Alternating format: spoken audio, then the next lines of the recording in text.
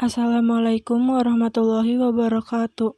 Saya Ersa Mutia Rahmawati dari kelas 11 F2 ingin menjelaskan tentang larutan dan suspensi. Untuk materi pertama yang saya bahas adalah sediaan larutan. Larutan atau solutiones adalah sediaan cair yang mengandung satu atau lebih zat kimia yang terlarut. Adapun macam-macam pelarut selain air yang biasa dipakai dalam pembuatan larutan adalah 1. Etanol atau spiritus, misalnya untuk kamfer, iodium, mentol. Yang kedua ada gliserin, misalnya untuk tanin, zat samaks, boraks. Yang ketiga ada ether, misalnya untuk asam salisilat, kamfer, mentol. Yang keempat ada minyak, misalnya untuk kamfer dan mentol. Yang kelima ada parafin liquidum untuk sera, cetaceum, minyak-minyak, kamfer, mentol, klorobutanol. Dan yang terakhir ada ether minyak tanah untuk minyak-minyak lemak. Macam-macam larutan. 1. Berdasarkan konsentrasi solute dalam solvent, yang terbagi menjadi A. Larutan encer, yaitu larutan yang mengandung sejumlah kecil zat A yang terlarut. B. Larutan, yaitu larutan yang mengandung sejumlah besar zat A yang terlarut. C. Larutan jenuh, yaitu larutan yang mengandung jumlah maksimum zat A yang dapat larut dalam air pada tekanan dan temperatur tertentu. D. Larutan lewat jenuh, yaitu larutan yang mengandung jumlah zat A yang terlarut melebihi batas kelarutannya di dalam air pada temperatur tertentu. 2. Berdasarkan cara pemakaiannya yang terbagi menjadi A. Larutan oral. Larutan oral adalah sediaan cair yang dibuat untuk pemberian oral, mengandung satu atau lebih zat dengan atau tanpa bahan pengaroma, pemanis, atau pewarna yang larut dalam air atau campuran kosolvent air. Contoh larutan oral adalah 1. Potiones. Potiones adalah solutio yang dimaksudkan untuk pemakaian dalam atau peroral. Yang kedua adalah eliksir. Eliksir adalah sediaan larutan yang mengandung bahan obat dan bahan tambahan seperti pemanis, pengawet, pewarna, dan pewangi, sehingga memiliki bau dan rasa yang sedap, dan sebagai pelarut digunakan campuran air etanol. Yang ketiga ada sirup. Sirup terbagi menjadi 3 macam. Yang pertama ada sirup simplex, mengandung 65% gula dalam larutan dipagi 0,25%. Yang kedua ada sirup obat, mengandung satu atau lebih jenis obat dengan atau tanpa zat tambahan digunakan untuk pengobatan. Contohnya Huvagrip sirup dan OBH sirup. Yang ketiga ada sirup pewangi, tidak mengandung obat tetapi mengandung zat pewangi atau penyedap lain. Penambahan sirup ini bertujuan untuk menutup rasa atau bau obat yang tidak enak. Contohnya adalah surplus sirup. Setelah sirup, ada netralisasi, saturatio, dan potio-effervescent. Netralisasi adalah obat minum yang dibuat dengan mencampurkan bagian asam dan bagian basa sampai reaksi selesai dan larutan bersifat netral. Saturatio adalah obat minum yang dibuat dengan mereaksikan asam dengan basa, tetapi gas yang terjadi ditahan dalam wadah sehingga larutan jenuh dengan gas. Potio-effervescent adalah saturatio yang karbon dioksidanya lewat jenuh. Contoh larutan oral yang terakhir adalah gutae. Gutae atau obat tetes adalah sediaan cair berupa larutan, emulsi, atau suspensi, apabila tidak dinyatakan lain dimaksudkan untuk obat dalam. Yang kedua adalah larutan topikal. Larutan topikal adalah larutan yang biasanya mengandung air, tetapi seringkali juga pelarut lain, misalnya etanol. Contoh larutan topikal adalah pertama ada kolirum. Kolirum adalah sediaan berupa larutan steril, jernih, bebas darah asing, isotonis, digunakan untuk membersihkan mata, dapat ditambahkan zat dapar dan zat pengawet untuk menjaga sterilitas. Yang kedua ada gutae ophthalmicae.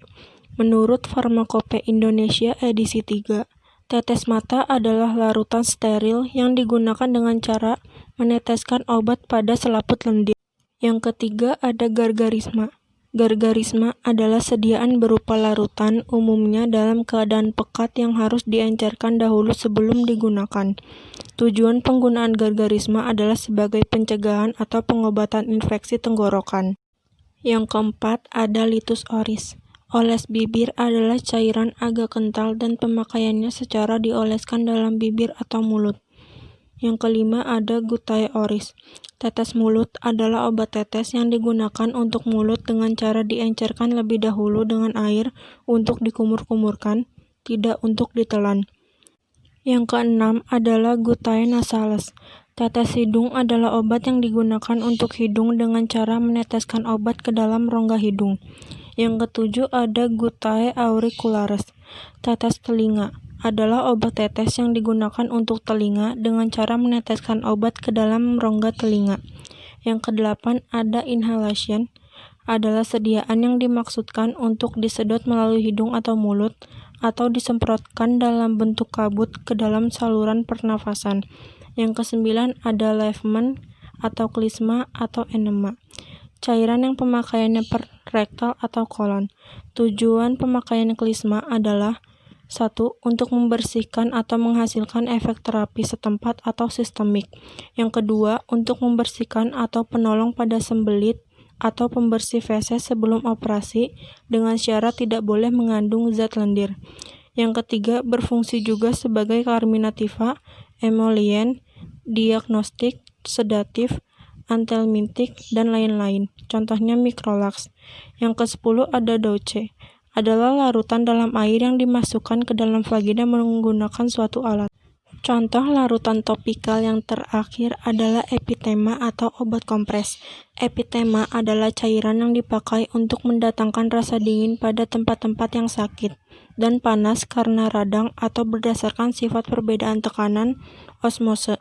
Dapat juga digunakan untuk mengeringkan luka bernanah. Selanjutnya ada keuntungan dan kerugian larutan. Keuntungan sediaan larutan adalah 1. Lebih disukai anak-anak. 2. Menjamin adanya keseragaman dosis. Ketiga, mudah diberikan kepada pasien yang sukar menelan sediaan padat. Keempat, bentuk larutan lebih mudah diabsorpsi dibandingkan tablet atau kapsul. Kerugian larutan. 1. Tidak cocok untuk obat-obat yang tidak stabil dalam larutan. Yang kedua, volume bentuk larutan menjadi lebih besar. Yang ketiga, ada obat yang sukar ditutupi bau dan rasanya dalam larutan. Faktor-faktor yang mempengaruhi kelarutan.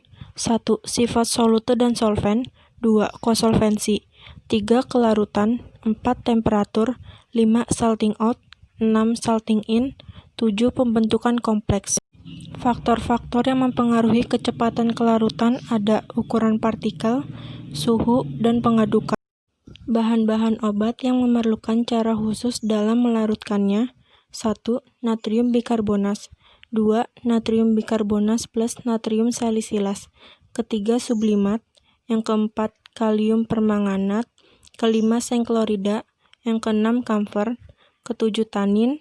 8. Ekstrak OPI dan ekstrak ratan Y. 9. Perak protein. 10. Sucus liquirite. 11. Kalsii laktas dan kalsii glukonas. 12. Kodein. 13. Bahan-bahan obat yang berkhasiat keras harus dilarutkan tersendiri. 14. Bila terdapat bahan obat yang harus diencerkan dengan air, hasil pengenceran yang diambil paling sedikit adalah 2 cc. 15. Pepsin dan 16 adalah nipagin dan nipasol. Setelah membahas larutan, kita akan membahas tentang suspensi. Menurut Farmakopeia Indonesia edisi 5, suspensi adalah sediaan cair yang mengandung partikel padat tidak larut yang terdispersi dalam fase cair. Macam-macam suspensi. 1. Berdasarkan cara pemakaiannya, suspensi terbagi menjadi 2, yaitu suspensi yang siap digunakan dan suspensi yang berupa campuran padat yang harus dikonstitusikan terlebih dahulu dengan pembawa yang sesuai segera sebelum digunakan. Berdasarkan cara penggunaannya, 1. Suspensi oral adalah sediaan cair yang mengandung partikel padat yang terdispersi dalam pembawa cair dengan bahan pengaroma yang sesuai dan ditujukan untuk penggunaan oral. 2. Suspensi topikal adalah sediaan cair yang mengandung partikel padat yang terdispersi dalam pembawa cair yang ditujukan untuk penggunaan pada kulit. 3. Suspensi tetes telinga adalah sediaan cair yang mengandung partikel-partikel halus yang ditujukan untuk diteteskan pada telinga bagian luar. 4. Suspensi obat mata adalah sediaan cair steril yang mengandung partikel-partikel yang terdispersi dalam cairan pembawa untuk pemakaian pada mata. Yang kelima, suspensi untuk injeksi adalah sediaan berupa suspensi serbuk dalam medium cair yang sesuai dan tidak disuntikan secara intravena atau ke dalam larutan spinal karena dapat menyebabkan penyumbatan vena. Yang keenam adalah suspensi injeksi terkonstitusi adalah sediaan padat kering dengan bahan pembawa yang sesuai untuk membentuk cairan dan memenuhi semua persyaratan untuk suspensi steril setelah penambahan bahan pembawa yang sesuai. Yang ketujuh, suspensi untuk Cleveman, sediaan cair yang mengandung partikel-partikel yang terdispersi dalam cairan pembawa untuk dimasukkan ke dalam anus atau dubur. Stabilitas suspensi. Pengertian stabilitas suspensi. Partikel yang mengendap ada kemungkinan dapat saling melekat oleh suatu kekuatan untuk membentuk agregat dan selanjutnya membentuk compacted cake, dan peristiwa ini disebut cakey. Faktor-faktor yang mempengaruhi stabilitas suspensi ada ukuran partikel, kedua kekentalan, yang ketiga jumlah partikel, dan yang keempat sifat atau muatan partikel. Penilaian stabilitas suspensi. 1. Volume sedimentasi. 2. Derajat flokulasi. Ketiga, metode reologi. Dan keempat, perubahan ukuran partikel. Bahan pensuspensi atau suspending agent. 1. Bahan pensuspensi dari alam, golongan gom, gumi akasie, chondrus, tragakan, algin. Golongan bukan gom, bentonit, hektorit, dan vigum. Bahan pensuspensi sintetis, derivat selulosa dan organik polimer. Pembuatan suspensi. Cara pembuatan suspensi ada dua, yaitu metode dispersi dan metode presipitasi. Sistem pembentukan suspensi ada dua, yaitu sistem flokulasi dan sistem deflokulasi. Sekian pembahasan larutan dan suspensi yang dapat saya sampaikan. Jika ada yang kurang jelas, mohon maaf. Wassalamualaikum warahmatullahi wabarakatuh.